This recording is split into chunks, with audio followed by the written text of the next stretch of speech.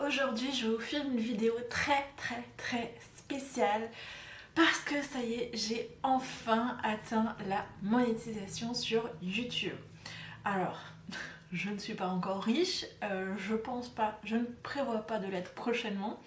Mais voilà, c'était un de mes objectifs de 2025, c'était d'atteindre les 1000 abonnés que j'ai réussi à atteindre en 4 mois, vraiment en partant de zéro. J'avais 2 abonnés sur ma chaîne, c'était mes 2 meilleures copines et je suis vraiment partie comme ça au mois d'octobre. J'ai débuté au mois d'octobre et en février j'ai obtenu mes 1000 premiers abonnés. Aujourd'hui on est mi-mai et je suis officiellement partenaire YouTube. Donc je vais pouvoir maintenant monétiser mes vidéos.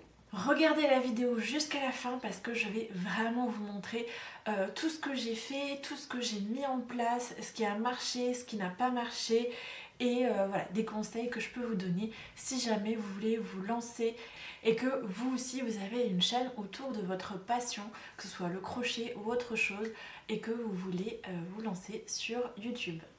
Alors la toute première chose que j'ai faite, c'est que j'avais vraiment une vision très claire de ma chaîne YouTube, de ce que je voulais faire, de ce que j'allais poster. Voilà, je suis pas arrivée comme ça en improvisant, j'ai vraiment tout préparé et ça a mis du temps aussi avant que je lance ma chaîne YouTube.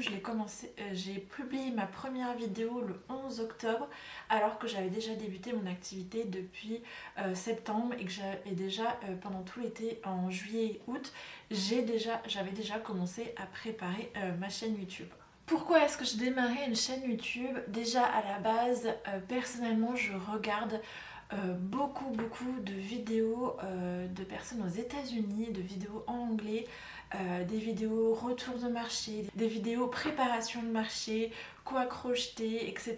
Un peu des vlogs studio crochet et ça m'a énormément plu, j'en ai vraiment beaucoup regardé et je continue aujourd'hui d'en regarder.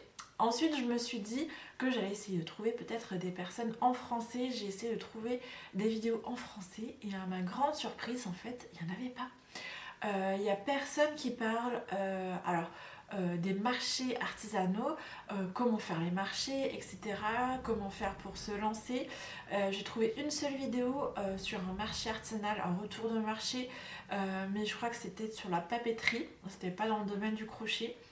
Et dans le domaine du crochet, on trouve énormément de vidéos, comme vous le savez, des tutos, voilà, tout plein de choses autour du crochet.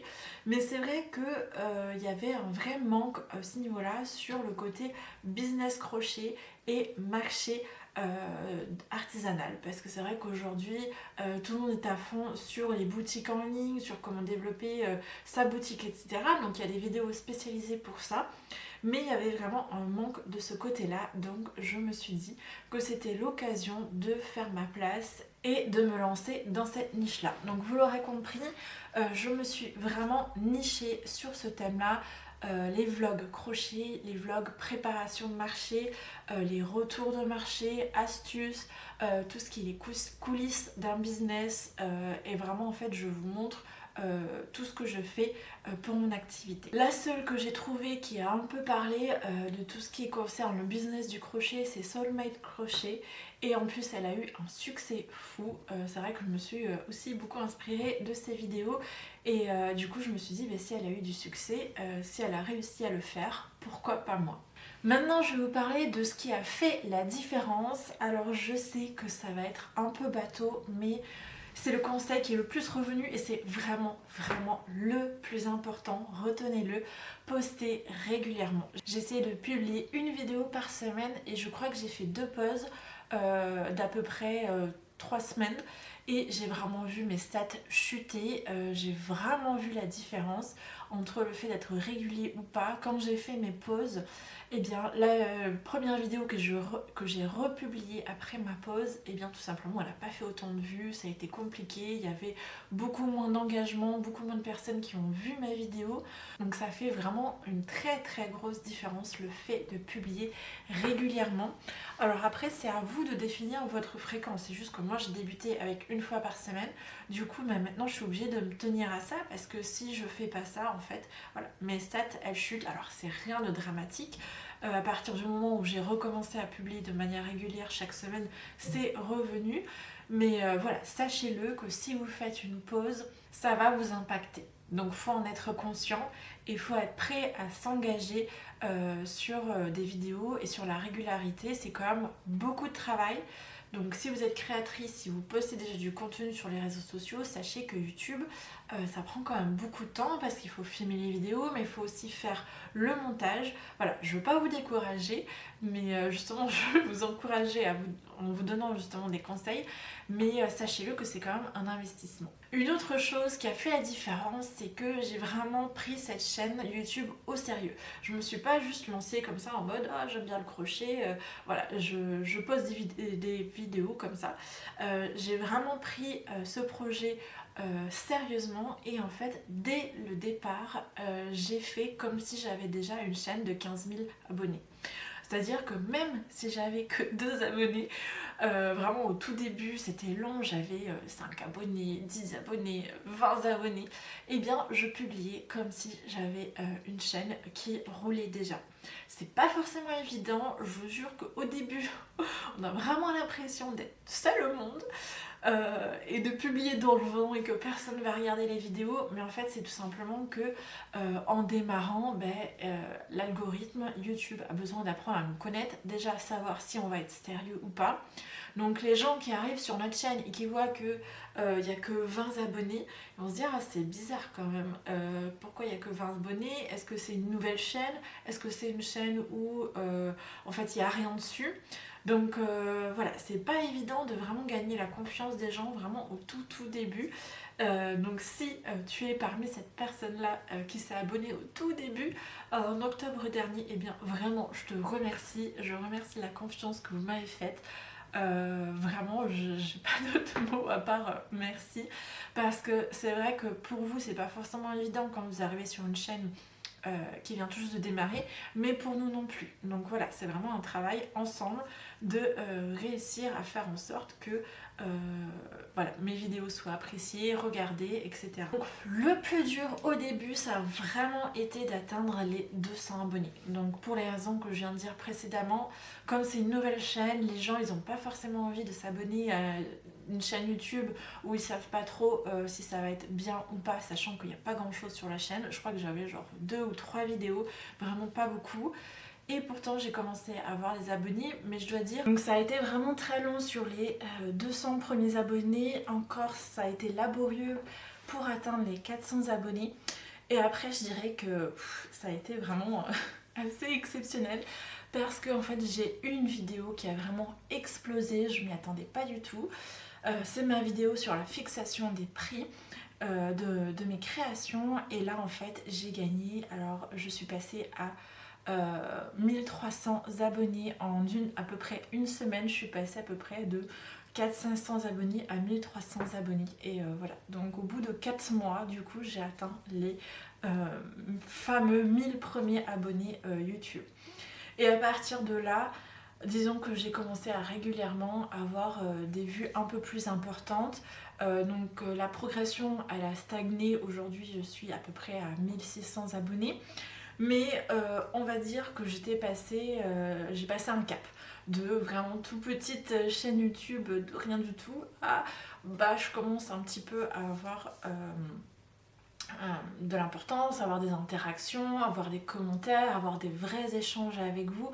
Et ça c'est vraiment hyper important pour moi. Donc c'est vraiment cette vidéo là qui a tout fait basculer, cette vidéo sur la fixation des prix.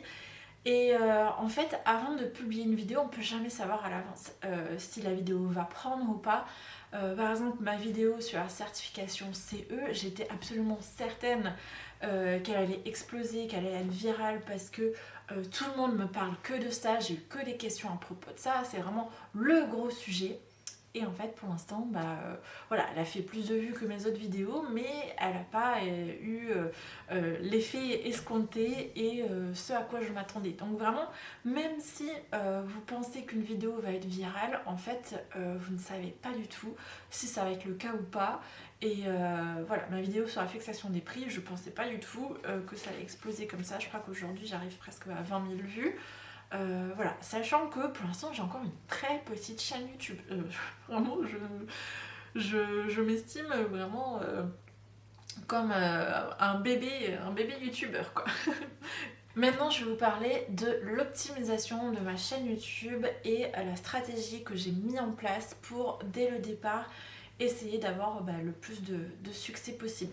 Donc il faut savoir que c'est pas ma première chaîne YouTube, j'ai déjà lancé des chaînes YouTube, j'ai déjà fait des vidéos, donc j'étais quand même déjà plus ou moins à l'aise avec le fait de faire des vidéos, avec le fait de faire du montage. Donc je suis pas partie de 0-0. Mais j'ai jamais eu vraiment du succès avec mes chaînes YouTube. Voilà, j'ai jamais fait ça en fait de manière très sérieuse, de manière régulière, etc. Là c'était vraiment la première fois où je prenais ce projet là de manière sérieuse. Donc la première chose que j'ai faite, c'est que j'ai beaucoup travaillé sur les titres de mes vidéos et les descriptions de mes vidéos. Donc je m'en cache pas, j'ai utilisé ChatGPT vraiment pour m'aider, pour essayer d'avoir en fait le plus de mots-clés possible, le plus de mots pour essayer d'expliquer qui je suis, à qui s'adressent les vidéos, de quoi je parle, etc. pour que mes vidéos soient le plus rapidement possible bien référencées et qu'elles soient montrées en fait aux bonnes personnes. C'est ça le plus important. Parce que dans la description de vidéo, c'est là où vraiment l'algorithme va pouvoir puiser pour savoir ce qu'il y a dans la vidéo. Parce que voilà, je sais pas exactement si l'algorithme peut analyser ce qu'il y a dans la vidéo, peut-être avec les sous-titres générés, je ne sais pas du tout. Là c'est encore tout un truc technique, mais de tout ce que j'ai appris, des vidéos que j'ai regardées, c'est important, le référencement. Donc j'ai vraiment essayé de miser sur les titres avec des mots-clés et aussi avec des mots assez forts, assez impactants. J'aime pas le mot putaclic, mais voilà, faut dire ce qui est. C'est ce qui fonctionne. Par exemple mes vidéos où je dis c'est mon pire marché, ou j'ai perdu de l'argent, ou voilà c'est mon meilleur marché. Voilà, des titres un peu comme ça qui vont vraiment interpeller. Et c'est malheureux, mais c'est mes pires marchés qui font presque le plus de vues. Donc les gens sont intéressés par le malheur des autres et les échecs des autres. Je ne sais pas, c'est assez curieux. Pourtant mes vidéos, meilleur marché ou meilleur résultat, ils n'ont pas autant de vues. Donc bon, voilà. Moi je donne ce que les gens ont envie de voir, donc c'est vrai que j'essaye d'optimiser les titres et surtout les descriptions à ce niveau-là. Je fais des descriptions assez longues, qu'est-ce qui est contenu dans ma vidéo, et j'essaye à la fin de mettre des mots-clés, une série de mots-clés. Une autre chose que j'ai faite, c'est que systématiquement je répondais à chaque commentaire, à tous les commentaires, tout simplement pour avoir le plus d'engagement possible. Donc j'essaie de répondre vraiment assez rapidement aux commentaires dès que mes vidéos sortent, de répondre tout de suite aux commentaires, parce que quand moi je réponds aussi aux commentaires, ça compte aussi comme des commentaires sous ma vidéo. Donc voilà, ça c'est quelque chose que j'ai fait, que je continue. Alors là je suis un petit peu moins assidue, on va dire, je réponds plus aussi vite. J'ai encore tout à fait le temps de répondre aux commentaires, j'en ai pas tant que ça. J'essaye quand même régulièrement de répondre aux commentaires. Une des choses les plus importantes que j'ai faites, et si vous devez retenir quelque chose, je pense que ce point-ci c'est vraiment l'un des plus importants, c'est tout simplement de publier même si vous n'êtes pas satisfait de votre vidéo. Croyez-moi, mes premières vidéos, elles sont médiocres, elles sont pas bonnes du tout. J'avais même honte, même au moment où je publiais les vidéos, j'avais honte, j'étais pas du tout à l'aise. Je filmais avec mon téléphone portable, la qualité était pas ouf du tout. Voilà, je trouve que mes premières vidéos, elles étaient vraiment nulles. Encore à ce jour, j'ai une grande marge de progression encore à faire. Mes vidéos sont pas ouf non plus, mais voilà, c'est des partages, on va dire, authentiques. Et je me suis dit, tant pis, en fait, juste j'y vais, je publie, je m'en fous si c'est nul. Il y aura bien des personnes à qui ça va plaire, qui vont regarder ou pas. Qu'est-ce qui est le pire qui peut m'arriver? Le pire qui puisse m'arriver, c'est que j'ai des commentaires négatifs et à ce moment-là, je les supprime. Alors pour l'instant, j'en ai pas eu. J'avoue que je ne sais pas encore exactement comment je vais gérer ce genre de commentaires parce que c'est sûr que ça affecte quand même. Ça nous affecte quand même. Mais voilà, on verra en temps voulu, mais je sais qu'il va falloir que je me prépare à ça. Voilà, vous n'êtes pas seul si vous avez envie de vous lancer, que vous pensez qu'il faut que vos vidéos soient parfaites, etc. C'est pas du tout le cas. Vraiment, le plus important, c'est tout simplement de se lancer. Même si après vos vidéos vous les supprimez, alors je ne conseille pas de supprimer les premières vidéos parce que ça fait quand même des vues, ça permet aussi sur la chaîne YouTube d'apporter du contenu et de savoir de quoi on parle, quel est le sujet de la chaîne YouTube, etc. Mais voilà, vraiment le plus important, ne vous prenez pas la tête et juste publiez, tentez, faites des essais, différentes vidéos, etc. Et même si vous vous trouvez nul, mais juste faites-le parce que vous n'êtes pas nul. Tout le monde est humain et justement le fait d'être transparent, le fait d'être naturel, et bien tout simplement ça va permettre aux personnes qui regardent de mieux s'identifier à vous. J'ai beaucoup de tics de langage, vous l'avez sûrement remarqué, donc alors, et voilà, maintenant, voilà, toutes ces choses-là, et bien, c'est vrai que j'essaye au maximum de les supprimer, mais si je devais tous les supprimer, je passerais un temps fou à ne faire que ça. Donc, voilà, donc, voilà. Du coup, maintenant, je sais plus quoi dire. À part voilà. Voilà, c'est ok d'être ridicule. Alors pourquoi est-ce que je fais tout ça et pourquoi je démarrais une chaîne YouTube? Tout simplement pour diversifier mes sources de revenus. Je ne compte pas devenir riche avec YouTube. Si jamais ça m'arrive, Dieu merci. Mais voilà, mon but c'est vraiment en fait de diversifier et avoir plusieurs petites sources de revenus pour me faire un complément de revenus. Le but pour moi c'est surtout de pouvoir avoir des revenus pour ma famille, pour mes enfants, pour la scolarité de mes enfants parce que on vit que sur un seul salaire. Alors je vous le dis, c'est galère en France à l'heure d'aujourd'hui de vivre sur un seul salaire. Donc voilà, je me suis lancée dans cette activité. Le crochet, c'est très très prenant si vous le faites. Il faut crocheter beaucoup. Quand on fait les marchés artisanales, j'ai du mal à avoir un stock conséquent parce que tout simplement, il faut beaucoup crocheter. Potentiellement, après, j'ai des douleurs au niveau des poignets, au niveau de l'épaule, etc. Et si je ne faisais que ça, que du crochet, et que de la fabrication en fait, et la création, et bien tout simplement je pense que je ne pourrais pas tenir sur la durée. Donc c'est pour ça que en parallèle je développe aussi d'autres sources de revenus liées à mon activité. Donc j'ai ajouté les cours de crochet, donc ça c'est vraiment super parce que du coup j'ai pas besoin de crocheter en tant que tel des articles physiques, je peux juste transmettre mon savoir. Et une des sources de revenus que j'envisage d'avoir, c'est du coup les revenus YouTube. Donc je ne me fais pas d'illusions.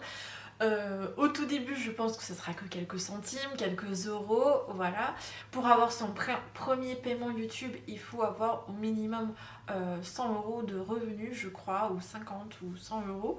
Donc du coup, il faut d'abord que j'atteigne ces premiers 100 euros de revenus pour pouvoir gagner et avoir l'argent dans mes mains. Mais voilà, pour moi c'est vraiment un investissement sur le long terme parce que une fois que les vidéos elles sont faites, elles sont là et j'ai pas besoin de les refaire. Donc oui, il faut que je maintienne ma chaîne YouTube, il faut que je fasse des vidéos chaque semaine, mais je veux dire les vidéos qui sont déjà là, elles peuvent continuer à tourner et potentiellement aussi à générer des revenus. Donc moi je le vois vraiment comme des revenus passifs, mais sur le long terme. C'est vrai que j'aimerais bien développer ma chaîne YouTube le plus possible.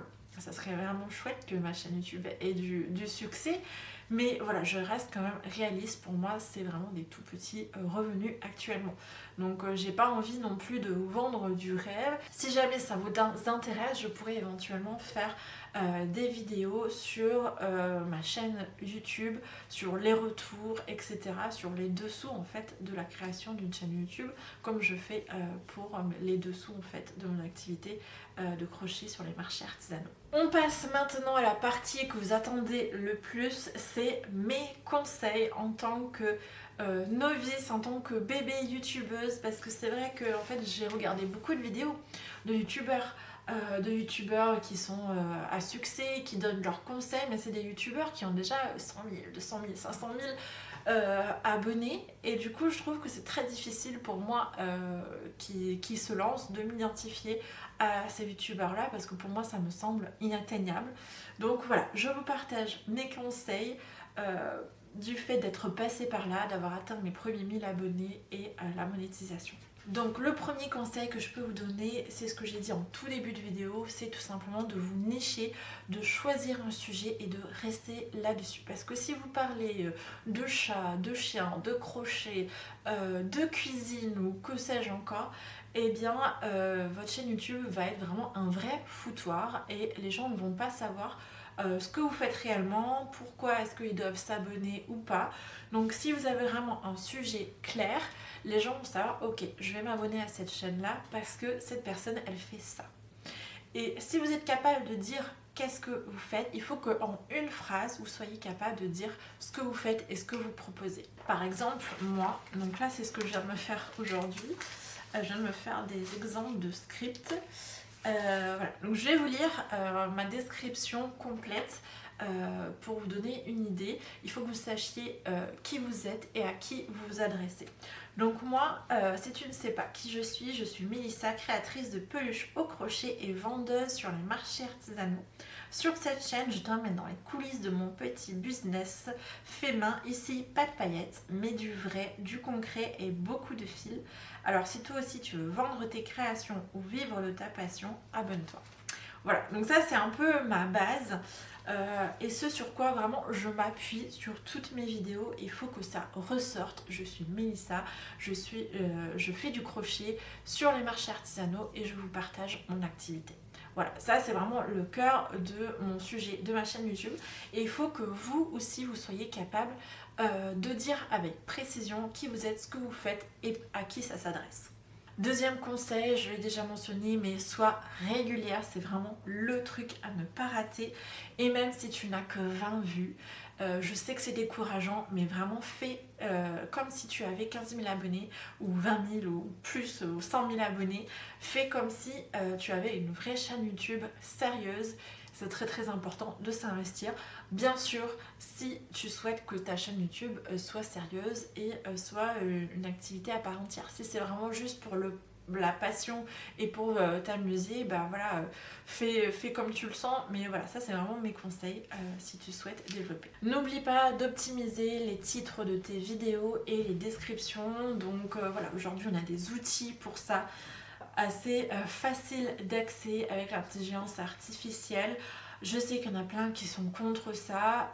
Essayez quand même de mettre votre patte personnelle. Moi j'essaye quand même, je fais mes propres textes et après je demande des suggestions pour les améliorer. Je fais pas tout de A à Z par une IA parce que sinon ça manque de personnalité, mais voilà, utilisez les ressources qui sont à votre disposition, ça vous aidera grandement. Quatrième conseil, au début, fais vraiment avec les moyens du bord, ne te prends pas la tête. C'est vrai que j'ai acheté la caméra avec laquelle je filme aujourd'hui, mais au début je filmais avec mon téléphone. Aujourd'hui les téléphones ont une très bonne qualité. Alors moi j'avais un téléphone pas terrible avec une très mauvaise qualité et pourtant j'ai quand même commencé avec ça.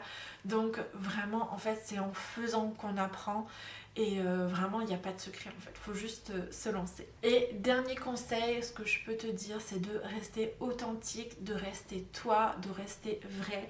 J'essaye vraiment le plus possible d'être honnête dans mes vidéos, de partager ce qui fonctionne pas, ce qui a bien été, ce qui n'a pas bien été, et d'être le plus possible honnête. Parce que ça en fait, les gens ils vont le remarquer, ils vont le voir, ils vont le sentir quand tu essayes de jouer un rôle, de faire quelque chose qui n'est pas toi. En fait, ça va se voir que c'est pas du tout naturel. Je sais que tu as sûrement peur, mais voilà, malgré la peur, lance-toi, je t'encourage parce que c'est vraiment en faisant qu'on progresse. Et voilà, j'aurais jamais cru aujourd'hui en être ici. Déjà, je ne pensais même pas me lancer dans une activité crochet et encore moins ouvrir ma chaîne YouTube et réussir à faire ce que j'ai fait. Donc voilà, c'est encore très petit ce que j'ai réussi à accomplir, c'est pas grand chose. Mais je suis extrêmement reconnaissante et vraiment je remercie l'accueil que vous faites à mes vidéos et vraiment juste merci. D'ailleurs, si jamais tu me suis depuis les tout débuts, n'hésite pas à commenter, ça me ferait très plaisir d'avoir un petit message de ceux qui m'ont suivi vraiment au tout début quand j'avais personne qui me suivait. Voilà, ça me ferait très chaud au cœur. Ah, et j'ai oublié un conseil. Là je me suis fait des scripts de vidéos. Alors c'est pas genre des textes complets, en fait c'est juste des points pour ne rien oublier. Et du coup par exemple je me suis mis... où est-ce que c'est? Là. Par exemple je me suis fait un plan de vidéo au retour de marché. C'est le genre de vidéo que je fais tout le temps. Et du coup je me suis dit que ça serait bien en fait d'avoir une structure de vidéo, des points que je vais aborder dans chaque vidéo. Donc du coup je vais séparer en plusieurs points. Je me suis aidée de ChatGPT. Donc il y a préparation, installation, il y a conditions et influences du marché, vente et chiffres, ce qui a bien fonctionné, ce qui n'a pas bien fonctionné, les leçons et les apprentissages pour les futurs marchés. Et je me suis fait aussi des exemples d'introduction et de conclusion. Voilà, je me suis fait là plusieurs intros.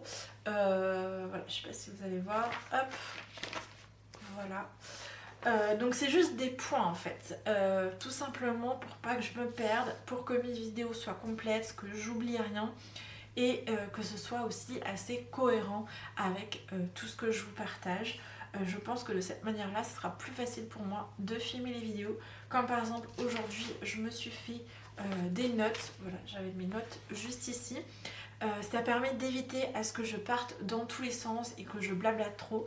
Et ça me permet aussi de faire en sorte que je n'oublie rien et que j'apporte tous les points que je voulais vous partager. N'hésitez pas à me laisser un commentaire pour me dire où vous en êtes dans votre aventure créative. Est-ce que c'est quelque chose qui vous intéresse de créer une chaîne YouTube? Est-ce que vous en avez déjà une? Peut-être que ça pourra vous servir également. Voilà, n'hésitez pas à me dire tout ça en commentaire. Je vous dis à très bientôt et d'ici là, bonne création et bonne vidéo si vous souhaitez créer votre chaîne YouTube.